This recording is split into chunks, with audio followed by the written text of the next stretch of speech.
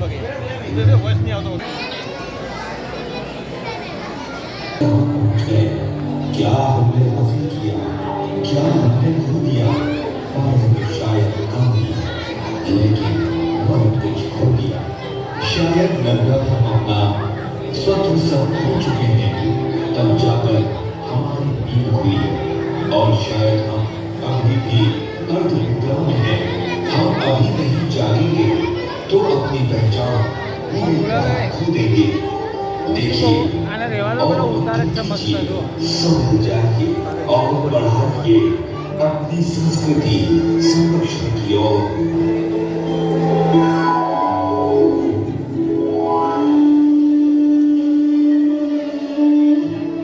ये हैं हमारे पड़ोसी वर्मा जी भारतीय संस्कृति के संवाहक दिव्य व्यक्तित्व और उनकी पत्नी साक्षात ममता की मूर्ति, उनके बच्चे इतने आज्ञाकारी और सुशील जैसे कि सदगुणों की गंगा बह रही हो।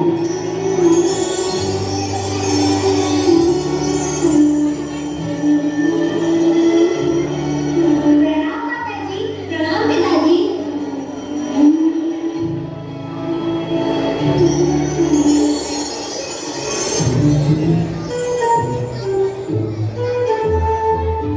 और ये है हमारे पड़ोसी शर्मा जी विदेशी संस्कृति भूत चढ़ाई, और उनकी आधुनिक पत्नी एकदम लापरवाह। उनके बच्चे सिर्फ जिद्दी, लचरे और घमंडी।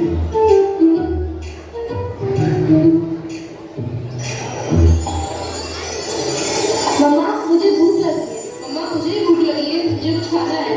मम्मा मुझे पिज्जा खाना है। मम्मा मुझे पास्ता खाना है। मैंने बोला ना इस घर में सिर्फ पिज्जा ही आएगा। मैंने बोला सिर्फ पास्ता ही आएगा। मॉम मुझे पिज्जा चाहिए। डैड मुझे सिर्फ पास्ता ही खाना है। तुम ही समझाओगे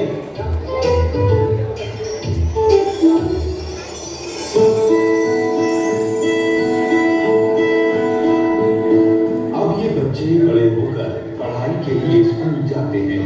वर्मा जी के बच्चे भी पढ़ते तो अच्छे पब्लिक स्कूल में हैं, लेकिन शर्मा जी के बच्चे ऐसे स्कूल में जहां हिंदी बोलने पर जुर्माना, मेहंदी लगाने पर जुर्माना, बिंदी लगाने पर जुर्माना, और शिक्षा की भाषा, संस्कृति, सोच सब कुछ हमारी संस्कृति से अलग।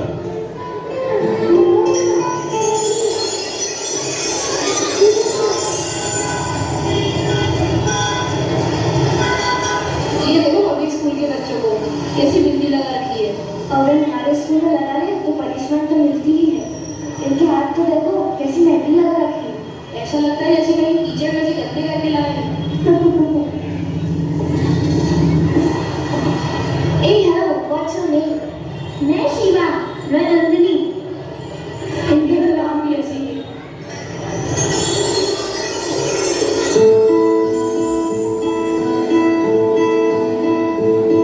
अब ये दोनों परिवार के बच्चे कॉलेज की पढ़ाई के लिए तैयारी कर रहे हैं। संयोग से एक ही कॉलेज में इनका एडमिशन होता है। बच्चे बड़े हो गए हैं और परिवार में माता पिता, पत्नी, पुत्र, लेकिन दूसरे परिवार में और ज्यादा दायित्व।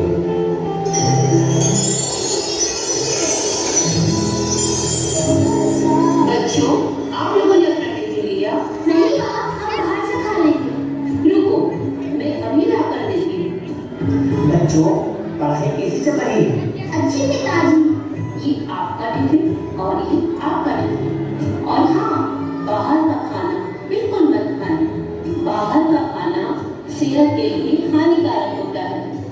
और चलो हम तुम्हें कॉलेज छोड़ने चलते हैं।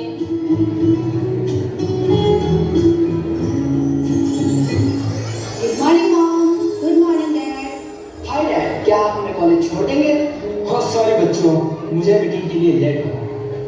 मॉम आप छोड़ दीजिए। सॉरी बेटा, मुझे किटी पार्टी के लिए लेट हो रहा है। और मेरा पर्स कहाँ है? ओके मॉम मैं अकेले चली जाती हूँ। और हाँ मुझे आते टाइम लेट हो जाएगा। So don't panic. और मुझे क्रेडिट कार्ड और कार की चाबी दे दीजिए। ओके, वो बैग के पास रखी है, जाओ ले लो। Thank you mom. Oh no, मेरा हेयर स्टाइल खराब हो जाएगा।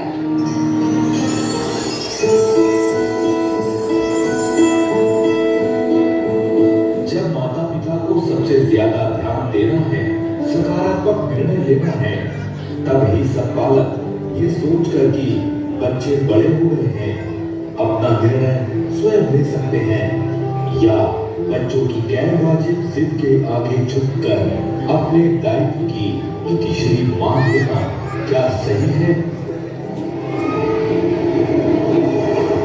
वर्मा जी, आपको दीपावली की शुभकामनाएं। आपको भी बहुत बहुत शुभकामनाएं भाई साहब। आइए ना भाई साहब, आइए कुछ मीठा लीजिए। प्रणाम काका जी, प्रणाम काकी जी। शर्मा जी, दीपावली पर कहाँ जा रहे हैं? आइए मुंह मीठा कीजिए। Thanks, same to you. We are going for outing. Hi uncle, hi aunty. इधर पटाखों से कितना पॉल्यूशन हो रहा है। Oh god, too much pollution is here. Will celebrate new year together. Bye bye, happy Diwali.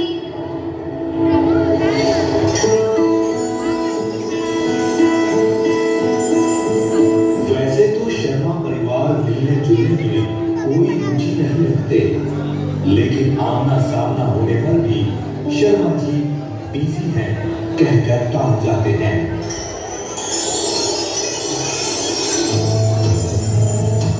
अरे शर्मा जी कभी आइए ना शर्मा, बैठकर चाय पियेंगे। और थैंक्स वर्मा जी, बट आप देखते हैं मैं कितना बिजी रहता हूँ। सुबह से शाम तक काम और रात को क्लब में ऑफिसर्स के साथ मीटिंग्स। अरे भाभी जी और बच्चों को तो भेजिए। और नो डियर, वो लोग तो मुझसे भी ज्यादा बिजी हैं। हम लोग काम में ज्यादा फोकस करते हैं, वाइफ किटी पार्टी में बिजी, और बच्चे कोचिंग, फ्रेंड्स और गेम्स में busy. So very sorry dear, पर एक बात कहूँगा, अपने बच्चों को जरा फ्रीडम दीजिए। बच्चे अपनी पढ़ाई लिखाई खेल कूद सबके लिए स्वतंत्र है। पर आप या तो भाभी जी हमेशा उनके साथ में रहते हैं। ये तो बहुत जरूरी है शर्मा जी कि हम उनका ध्यान रखें, क्योंकि ये उनकी लाइफ का सबसे नाजुक मोड़ है। ओह वर्मा जी, आप तो काफी पुराने ख्याल आते हैं। मैं तो अपने बच्चों को विदेश भेज रहा हूँ स्टडी के लिए, वहीं उनका फ्यूचर बनेगा। लेकिन शर्मा जी आपको तो हार्ट की बीमारी है ना, फिर भी आप अपने बच्चों को विदेश भेजेंगे? अब वर्मा जी ये सब तो नॉर्मल रूटीन है, और बच्चे भी तो यहाँ स्टडी करना नहीं चाहते। और देखिए हम लोग खुले विचारों के हैं।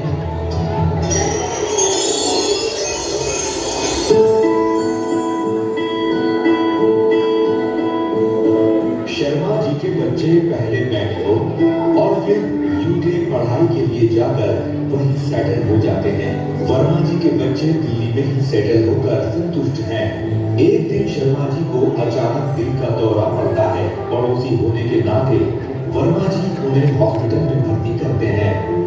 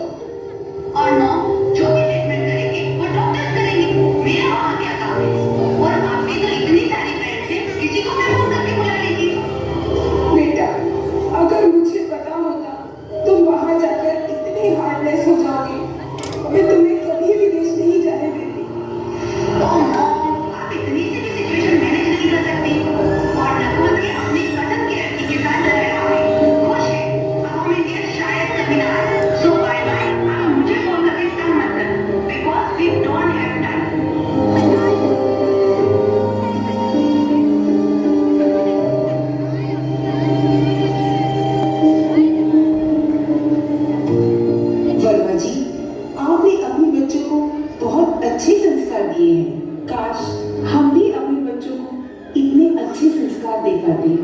आज हम अपने बच्चों के होने के बावजूद भी अकेले रह रहे हैं। काश वर्मा जी, हमने भी अपने बच्चों को आपकी तरह संस्कार दिए होते तो हमें ये दिन नहीं देखने पड़ते।